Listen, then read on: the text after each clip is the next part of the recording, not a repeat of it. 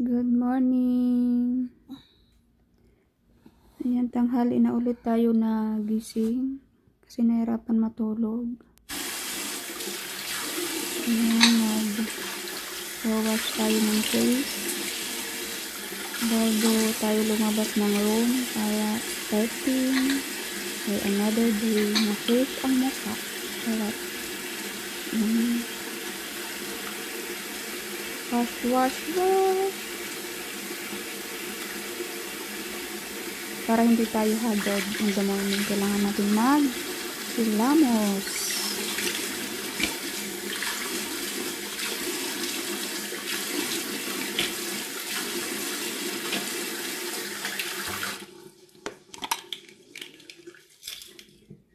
Tapos, mag-toothbrush naman tayo para hindi tanis taway. Kasi siyempre, pag natulog tayo, kinabukasan, pagising natin, panislaway na tayo. Kaya need natin mag-toothbrush. Diba? Brush your teeth.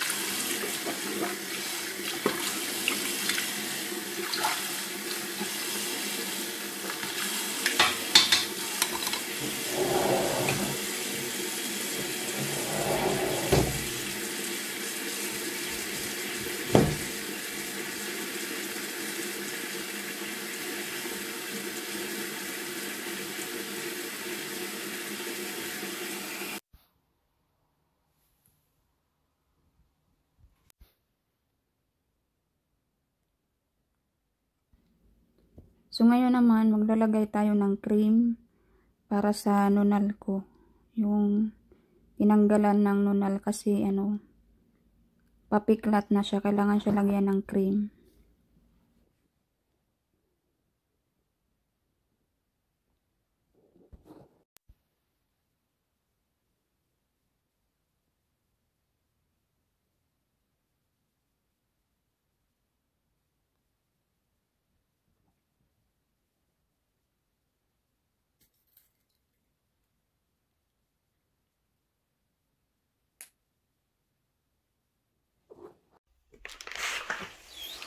Tapos ngayon naman, papaikutin natin yung washing. Para habang nagkakapi ako, nakasalang na yung mga labahin. So ayan, papakita ko sa inyo kung paano pala mag-washing dito. Maganda talaga siya kasi kukunin mo na lang na na isasampay mo na. Kasi andyan na yung pag-dryer. Tapos yung tubig, automatic na siya. Hindi ka na magbabanlaw. As in, pagsampay na lang talaga ang gagawin mo. Yan, tingnan nyo guys kung paano ako maglaba dito. Sana mayroon din ganito sa Pilipinas.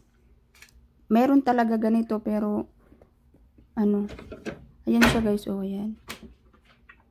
Yung tinuturo ko kanina para yun sa lagay ng daon, nilagayan ng sabon. So, ayan, mag-start na tayo ng yan, tingnan nyo guys. Ganyan lang. Tapos, maririnig ko na lang mamaya. Tapos na pala, sampay ko na lang. Ganun. Madali lang. So, yung gagawin naman natin is magkape. Magtimpla tayo ng kape. Kada isang tasa ginagawa ko, 2 kape. Kasi hindi ako kontento sa isang kape lang na ilagay sa tasa. Kasi malaki yung tasa. Kaya kailangan 2.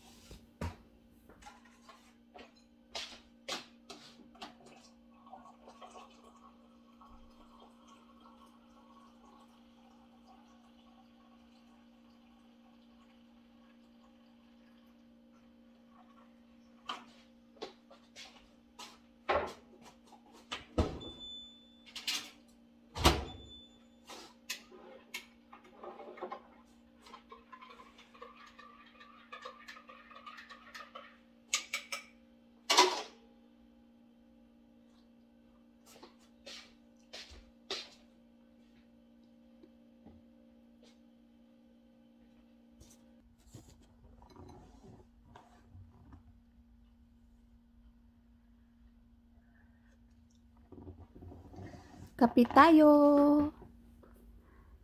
Starting for a new day.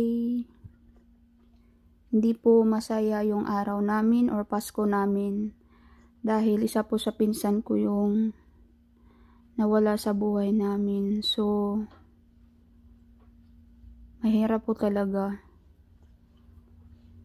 Ay, buhay nga naman. Hirap. Nahirapan ako matulog kagabi. Umiiyak ako.